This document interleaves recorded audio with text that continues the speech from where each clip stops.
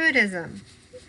The Buddhist religion developed from the teachings of Buddha, and his lifespan dates to circa 563 to 483 BCE.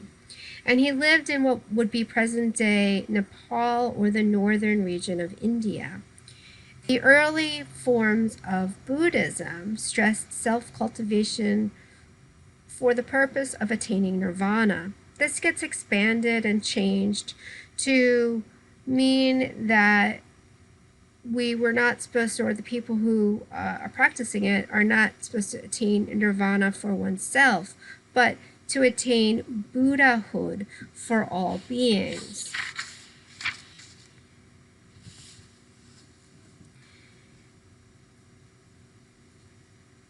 The rise of Buddha, or Buddhism, provided the impetus for much of the major art created between the 3rd century BCE and the 5th century CE under the Maurya Empire, which is circa 322 to 185 BCE, and whose rule extended over all but the southernmost regions of the subcontinent.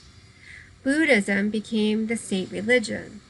Between the 2nd century BCE and the early 1st century CE, Buddhism remained the main inspiration for art in the region, and some of the most important and magnificent early Buddhist sculptures were created.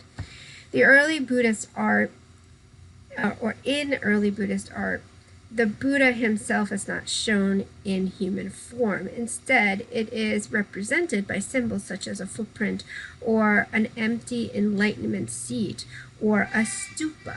And this is what I show you. This is the famous stupa at Shanxi. And a stupa is the idea that it is like a burial place. So within the stupa would be placed remains of Buddha or some very holy person for the Buddhist religion or something along those lines. And this is one of the big stupas. We have stupas, smaller stupas around this, and this idea of the stupa moves from here in India across Asia and takes on different forms as it travels across Asia.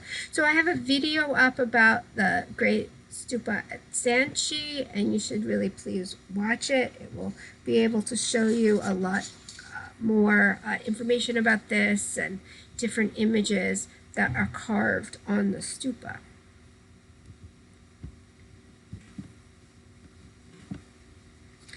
So here what I'm showing you is a standing figure of Buddha, and what you might find interesting here, if you really look at this, is what you're seeing is this kind of robe, the carving within the robe. And it might remind you of the Roman sculpture, right? And that would be correct, because we know that the people in this area had a long connection with the Hellenistic and Roman world.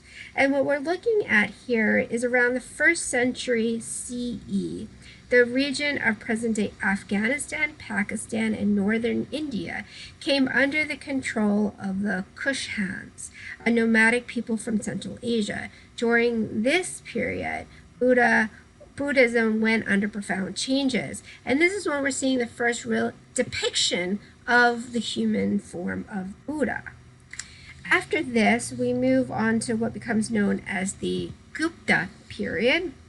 And Buddhism reached its greatest influence in India during the Gupta period, circa 320 to 550 CE, named for the founders of the dynasty.